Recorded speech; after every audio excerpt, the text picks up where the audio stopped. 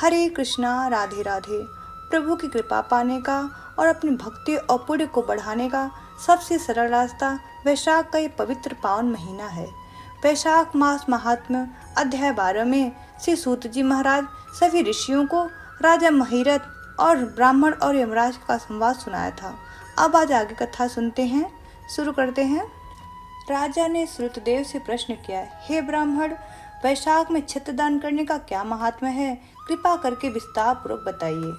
राजा के इस प्रकार प्रश्न पूछने पर श्रुतदेव जी कहने लगे, हे ब्राह्मण, जो कोई धर्मात्मा वैशाख मास में धूप से व्याकुल है महात्मा को छत्री दान करता है, उसको अनंत फल की प्राप्ति होती है। मैं एक प्राचीन इतिहास कहता हूँ, सो ध्यान से सुनो। सतयुग में हेमकांत नाम का बंगाल का एक राजा था। वह राजा कुशकेतु का पुत्र था और अत्यंत बलवान था।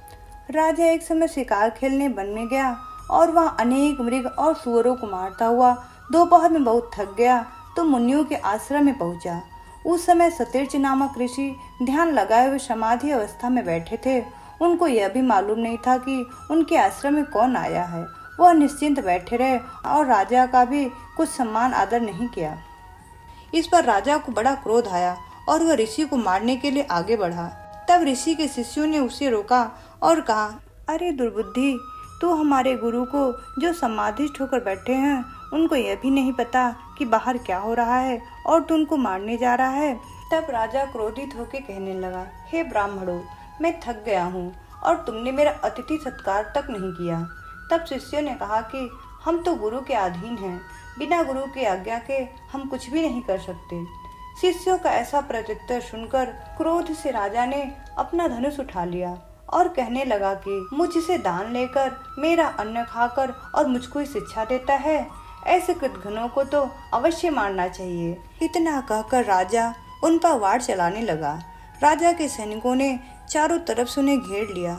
राजा ने उनमें से 300 शिष्यों को मार दिया और भाग गए।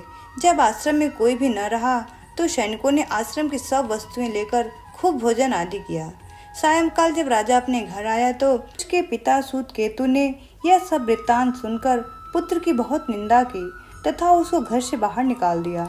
जब पिता ने उसे त्याग दिया और राजा हेमकांत वन में चला गया तो वह अत्यंत व्याकुल होकर इधर उधर फिरने लगा और ब्रह्महत्या उसे सताने लगी। इस प्रकार उस दुरात्मा को फिरते हुए 28 वर्ष बीत गए। संयोगवश एक दिन उस वन में एक ऋषि वैशाख मास में तीर्थ यात्रा करते हुए उस वन में आए और धूप से व्याकुल होकर मूर्छा खाकर पृथ्वी पे गिर पड़े। दय योग से हेमकांत ने ऋषि को मूर्छा खाकर गिरते हुए देख लिया और उसके मन में बड़ी दया उत्पन्न हुई। उसने ढाक के पत्तों से एक छतरी बनाकर मुनि के सिर पर लगाई और जल पिलाया। इस प्रकार के उपचार करने से मुनि की मूर्छा टूटी और उनकी इंद्रियों में कुछ चैतन्यता आ जाने से वे सने सने गांव में पहुंचे।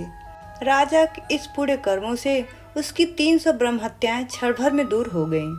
तब हेमकांत को बड़ा विस्मय हुआ कि उसके द्वारा इतने प्राणियों की इतना कष्ट देने पर भी उसकी ब्रह्म हत्याएं कैसे दूर हो गईं, किसने दूर की और इसका क्या कारण है। जब वह यह सब सोच ही रहा था तभी उसकी मृत्यु निकट आई और उसके प्राण निकलने लगे तो उसको 3 बड़े बड़े भयंकर यमदूत दिखाई पड़े और वह हेमकांत को डराने लगे। तब हेमकांत मौन साध कर क्षत्रिय दान को याद करके विष्णु भगवान को याद करने लगा।